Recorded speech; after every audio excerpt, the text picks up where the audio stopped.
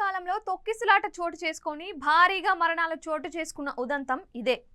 దేశవ్యాప్తంగా షాకింగ్ గా మారిన ఈ దుర్ఘటనలో అమాయకుల ప్రాణాలు గాల్లో కలిసిపోయాయి.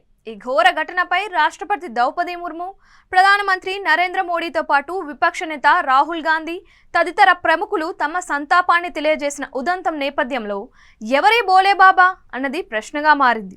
ఉత్తరప్రదేశ్లోని హత్రాస్లోని సికింద్రారావు పోలీస్ స్టేషన్ పరిధిలో చోటు చేసుకున్న ఈ మహా విషాదానికి కారణం నిర్వాహకుల నిర్వహణ లోపంగా చెప్పాలి.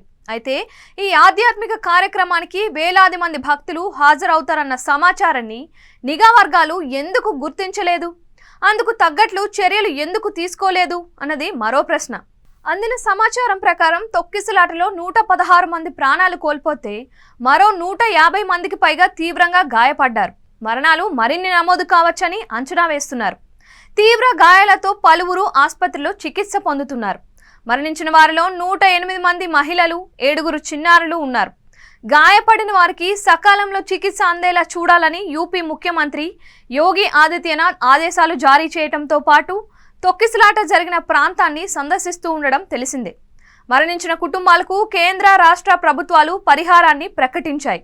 స్థానిక గురువు భోలేబాబా నారాయణ్ సాకర్ హరి గౌరవార్థం ప్రతి ఏటా పుల్రాయ్ గ్రామంలో శివారాధన జరుగుతున్న విషయం తెలిసిందే.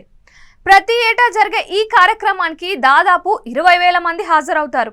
ఇప్పుడు భారీగా భక్తులు వస్తున్నప్పుడు సంబంధిత ప్రభుత్వ శాఖలు ఏం చేస్తున్నట్లు అన్నది ప్రశ్న.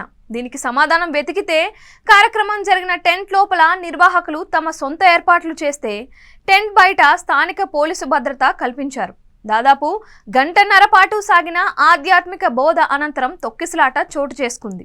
దీనికి ప్రధాన కారణం నిర్వాహకుల అతి మాత్రమే అని చెప్పాలి. తమ గురువు భోలేబాబా నారాయణ్ సాకర్ హరి కారు బయలుదేరే వరకు భక్తులు వెళ్లకుండా అట్టిపెట్టారు. అదే సమయంలో కార్యక్రమం ముగిసిన నేపథ్యంలో భక్తులు తిరిగి వెళ్లేందుకు ఒక్కసారిగా బయలుదేరారు. వీరిని ముందుకు కదలకుండా ఆపటం, ఒత్తిడి ఎక్కువై వెనుకున్న భక్తులు ముందుకు తోయటం, ఆ గందరగోళంలో ఒకరి మీద ఒకరు పడటం అది కాస్త తీవ్ర తొక్కిసలాటకు కారణమై 100కు పైగా ప్రాణాలు పోయిన దుస్థితి. దీనికి తోడు వాహనం దగ్గరకు వెళ్లి బాబా ఆశీస్సులకు ప్రయత్నం చేయటం, ఆయన అడుగు వేసిన చోట మట్టిని సేకరించాలన్న తపన తొక్కిసలాటకు కారణంగా చెప్తున్నారు. ఇంతకీ భోలేబాబా ఎవరు, అతడి బ్యాక్గ్రౌండ్ ఏంటి, పూర్వ రంగంలో అతడేం చేశాడు లాంటి అంశాల్లోకి వెళితే ఆసక్తికర అంశాలు వెలుగు చూశాయి. భోలేబాబా అలియాస్ ఆకా నారాయణ్ సాకర్ హరి ఉరఫ్ నారాయణ హరి యూపీలోని ఎటా జిల్లాలోని బహదూర్ నగరి గ్రామంలో పుట్టారు. అక్కడే చదువుకున్న అతను కాలేజీ చదువులు పూర్తి చేసిన తరువాత ఇంటెలిజెన్స్ విభాగంలో పనిచేశారు. బాల్యంలో తండ్రితో కలిసి వ్యవసాయం చేసేవాడు. 25 ఏళ్ల క్రితం ఉద్యోగం వదిలేసిన అతను ఆధ్యాత్మిక బాట పట్టినట్లుగా ప్రచారం చేసుకున్నాడు. తనకు గురువు అంటూ ఎవరూ లేరని చెప్పే ఇతను సమాజ హితం కోసమే తాను ఈ మార్గాన్ని ఎంచుకున్నట్లు చెబుతాడు. భోలేబాబాకు వివిధ రాష్ట్రాల్లో బోలెడంత మంది భక్తులు ఉన్నారు. వారు నిర్వహించే కార్యక్రమాలకు భారీగా వాలంటీర్లు పాల్గొంటూ ఉంటారు. ఆయన మీద నమ్మకం ఎంత అన్నదానికి కోవిడ్ తీవ్రంగా వ్యాప్తి చెందుతున్న రోజుల్లోనూ అతడు నిర్వహించే కార్యక్రమాలకు భారీగా భక్తులు హాజరయ్యేవారు. దీనిపై అప్పట్లో ఆందోళన వ్యక్తమయ్యేది. జాబ్ వదిలేసిన తరువాత ఆధ్యాత్మిక మార్గం వైపు వెళ్లారు.